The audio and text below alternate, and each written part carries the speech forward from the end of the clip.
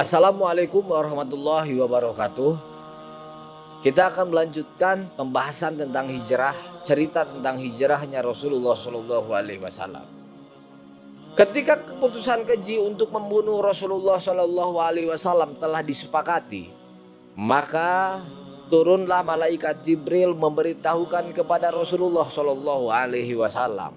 Maka setelah Rasulullah diberitahukan oleh malaikat Jibril, Rasulullah pun segera menemui sahabatnya, yaitu Abu Bakar Siddiq. Rasulullah mendatangi kediaman Abu Bakar Siddiq pada siang hari di saat matahari sedang terik.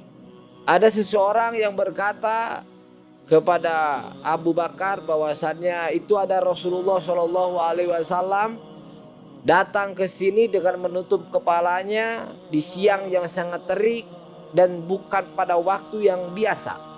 Maka Abu Bakar berkata, ayah dan ibuku sebagai tebusannya. Demi Allah, beliau tidak datang kepadaku pada waktu-waktu seperti ini, kecuali karena ada perintah dari Allah Subhanahu wa Ta'ala. Maka Aisyah melanjutkan, lalu Rasulullah Shallallahu Alaihi Wasallam datang dan meminta izin untuk masuk ke dalam rumah Abu Bakar. Maka diizinkan oleh Abu Bakar. Lalu Rasulullah melanjutkan, keluarkan orang-orang yang ada di sisimu. Yang pada saat itu ada perempuan-perempuan Abu Bakar di tempat tersebut. Maka kata Abu Bakar, mereka adalah dari keluargamu. Maka ketika itu Rasulullah Shallallahu Alaihi Wasallam melanjutkan perbincangannya dengan Abu Bakar. Apa kata Rasulullah Shallallahu Alaihi Wasallam? Kata Rasulullah, sesungguhnya telah diizinkan kepadaku untuk keluar berhijrah. Maka Abu Bakar berkata, apakah engkau mau ditemani wahai Rasulullah? Maka Rasulullah pun menjawab, ya. Maka setelah itu Rasulullah Shallallahu Alaihi Wasallam pulang ke rumahnya dan menunggu malam datang.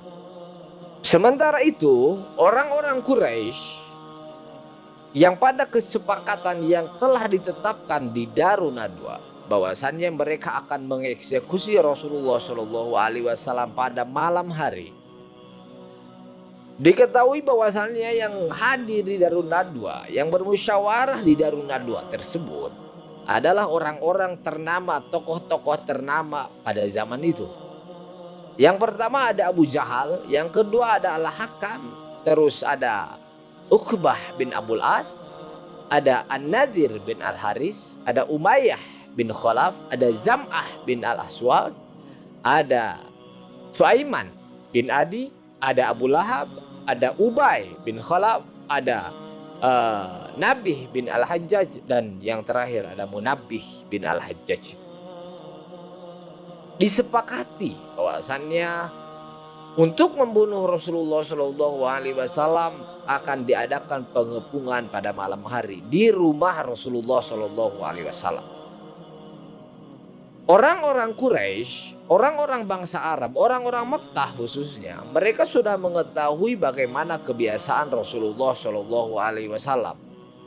Jadi kebiasaan Rasulullah Shallallahu Alaihi Wasallam ketika malam hari adalah beliau tidur awal setelah sholat isya dan bangun pada sepertiga malam untuk melaksanakan sholat. Dia keluar dari rumahnya untuk melaksanakan sholat. Kebiasaan ini sudah diketahui oleh orang-orang Quraisy, sehingga mereka menunggu saat yang tepat ketika Rasulullah Shallallahu Alaihi Wasallam keluar dari rumahnya pada malam hari untuk melaksanakan sholat.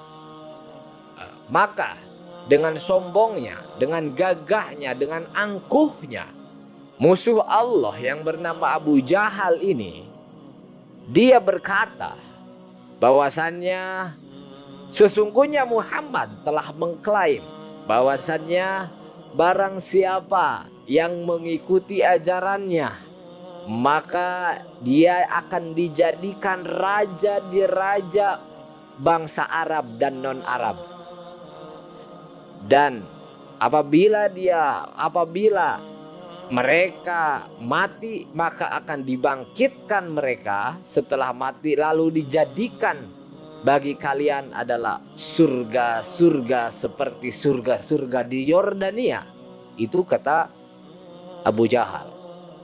Lalu Abu Jahal terus berkata, karena sombong, dia meneruskan kata-katanya, dan apabila kalian tidak mengikuti ajaran Muhammad, maka kalian akan disembelih dan kalian mati akan dibangkitkan dan akan dijadikan bagi kalian api-api yang membakar.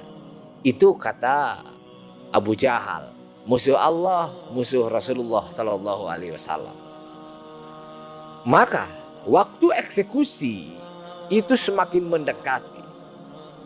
Setelah pertengahan malam, saat beliau biasa keluar dari rumah, mereka melewati malam tersebut dengan menunggu kapan waktu tersebut datang. Ditunggulah Rasulullah Shallallahu Alaihi Wasallam oleh mereka di luar daripada rumah Rasulullah Shallallahu Alaihi Wasallam. Namun Allah Maha Kuasa atas segala sesuatu. Di tangannya urusan. Dialah yang maha melindungi, dia yang maha kuat, dia yang maha melihat, dia yang maha mengerajai, dia yang maha menguasai. Allah lah yang maha kuasa. Maka Allah Subhanahu wa taala berfirman, "Wa idz yabkuru bikal ladzina kafaru liyusbituka aw yaqtuluka aw yukhrijuk wa yankuruna wa yankurullah wallahu khairul makirin." Dan ingatlah ketika orang-orang kafir Quraisy memikirkan daya upaya terhadapmu untuk menangkap dan memenjarakanmu atau membunuhmu atau mengusirmu. Mereka memikirkan tipu daya dan Allah menggagalkan tipu daya itu, dan Allah sebaik-baik pembalas tipu daya. Surat Al-Anfal ayat 30. Maka ketika waktu eksekusi telah datang, pada saat itu Rasulullah Shallallahu Alaihi Wasallam yang di rumah beliau tersebut ada Sayyidina Ali karramallahu wajhah. Bahkan orang-orang kafir Quraisy ini mengetahui bahwasannya Rasulullah Shallallahu Alaihi Wasallam kalau tidur dia selalu menggunakan burdah warna hijau dari Hadramaut. Maka Rasulullah memerintahkan kepada Sayyidina Ali, "Wahai Ali, kamu tidur di tempat tidurku dan pakailah burdahku ini."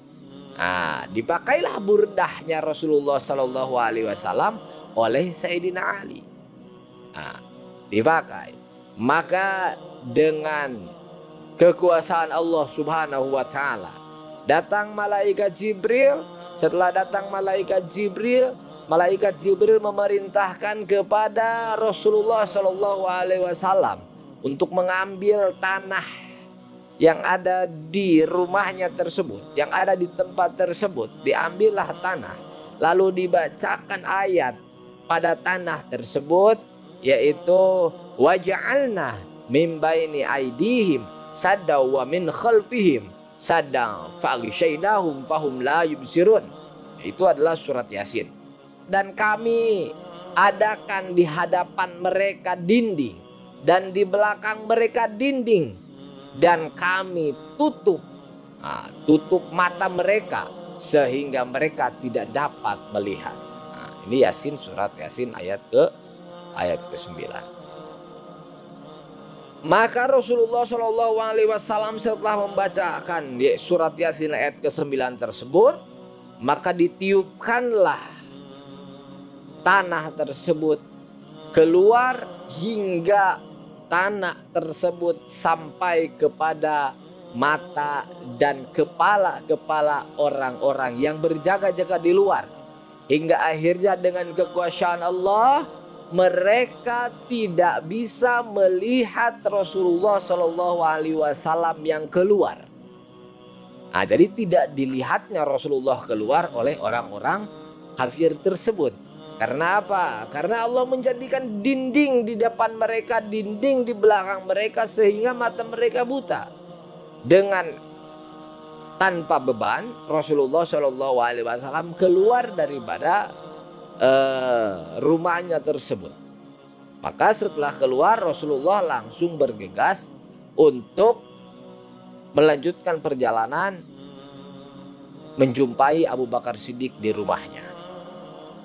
Ketika itu mereka yang menunggu di depan rumah Rasulullah Shallallahu Alaihi Wasallam terus mengintai di rumah Rasulullah Shallallahu Alaihi Wasallam orang-orang tersebut, sampai ada perasaan putus asa pada hati mereka karena waktu ini sudah sampai waktu yang biasanya Rasul keluar, tetapi beliau tidak nampak keluar. Maka datanglah orang yang tidak ikut mengepung rumah Rasulullah Shallallahu Alaihi Wasallam. Dia berkata kepada orang yang sedang mengepung rumah Rasulullah, "Demi Allah, Muhammad sudah lewat." Apa kata orang-orang yang sedang mengepung?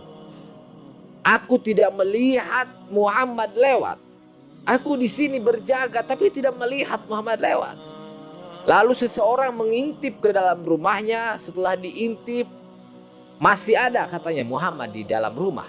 Aku intip, ada orang yang tertidur dan menggunakan burdah warna hijau. Itulah Muhammad, dia masih tertidur, dia belum keluar.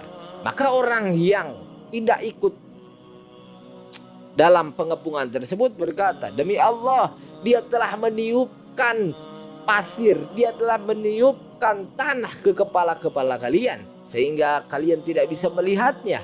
Lalu orang-orang yang sedang mengepung tadi, mereka meraba di atas kepalanya, ternyata benar di atas kepalanya ada pasir, ada tanah seperti yang diberitakan oleh si orang yang tidak ikut mengepung tadi. Untuk perjalanan selanjutnya kita akan bahas di episode selanjutnya. Terima kasih. Yang benarnya dari Allah Subhanahu wa taala, yang salahnya murni daripada kebodohan al-fakir. Wassalamualaikum warahmatullahi wabarakatuh.